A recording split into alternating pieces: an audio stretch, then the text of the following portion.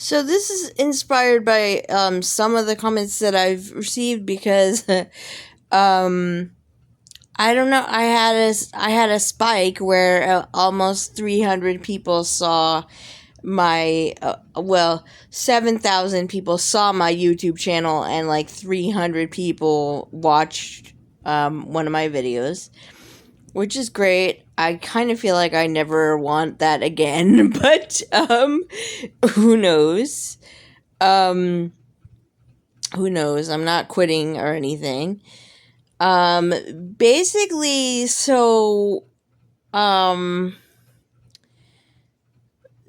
sometimes I think that we get in our own way, and this includes me. Okay, anything that I'm teaching here, I have to tell you that I learned the hard way, because sometimes we can be trying so hard. We're like, oh, I just need to, like, hear from my higher self, or I just need to hear from my spirit guides, or whatever.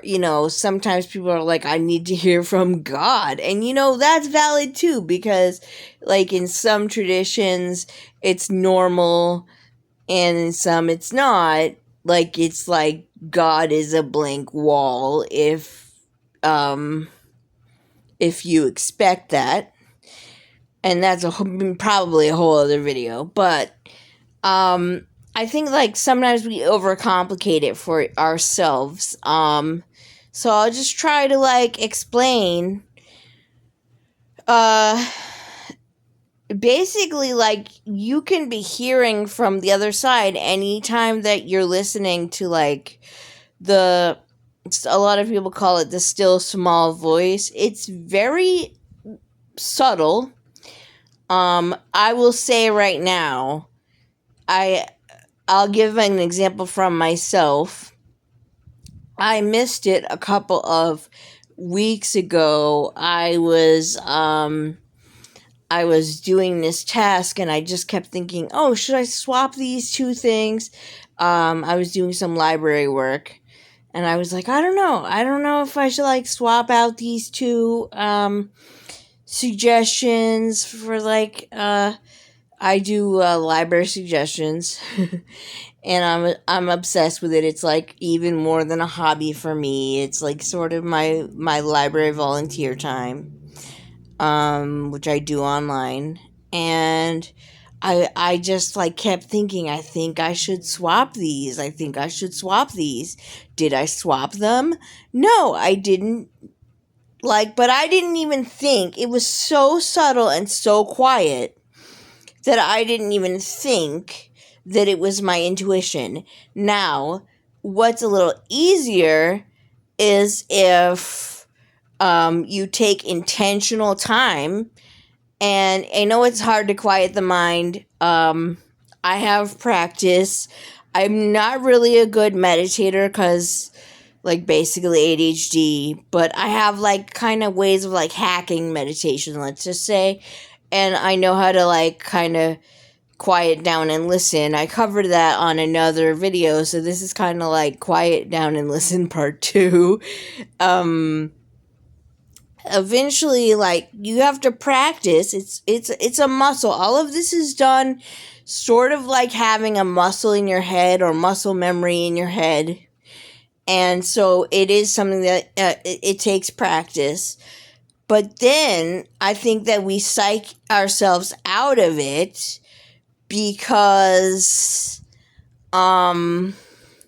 we might be looking for something bigger, flashier. We may be like, that couldn't be it.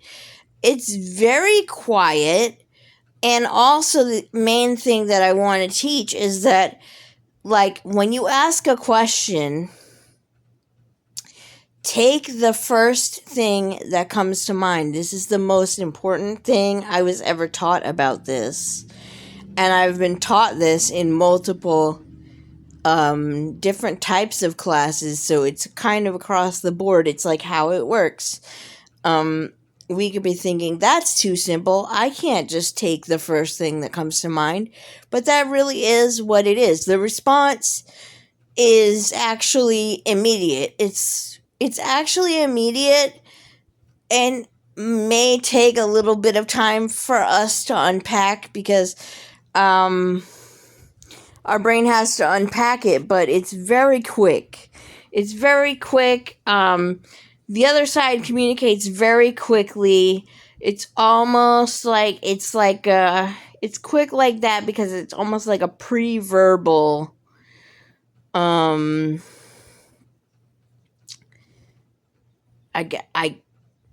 don't know. Pre-verbal is the best way that I can describe it today. Full disclosure, I should be asleep right now. So I'm trying to explain this because it has come up in the comments. I don't want anyone to be discouraged that they won't be able to get it. And so if you start asking a question and just trusting the very first answer that comes to mind, that's literally the answer. And at first you're going to feel like, oh, maybe I didn't get anything.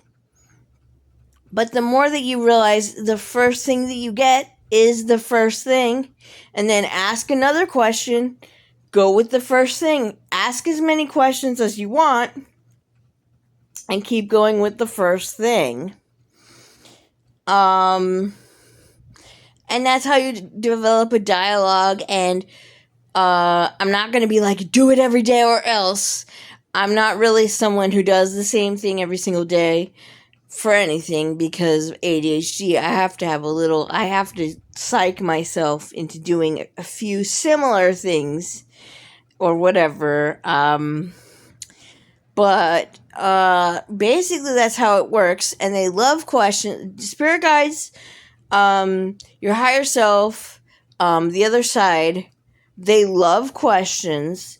They think of it this way, okay? Not everyone will love that I say this, but they are sitting there waiting for you to engage, and you have to engage first. They can't work through your free will unless you say, hey, like, come talk to me, or whatever. Ask them a question. So they're like sitting waiting for questions. They can get bored. Think of it like that. And then my face itches when I'm on camera. I apologize. I'm sorry. Hold on.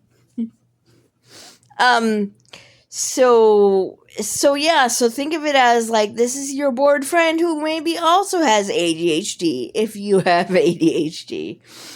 And so they don't they're always ready for questions. And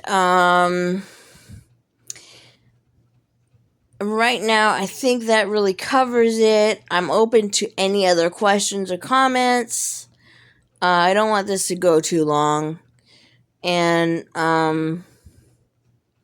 hopefully that clears things up and gives you like a direction to go in for practicing. So I hope that helps. If you like this kind of content, feel free to leave comments, leave likes, subscribe to the channel. Yeah. So I hope this helps you. I hope it clarifies anything that my short form videos might not have clarified up to now. Okay.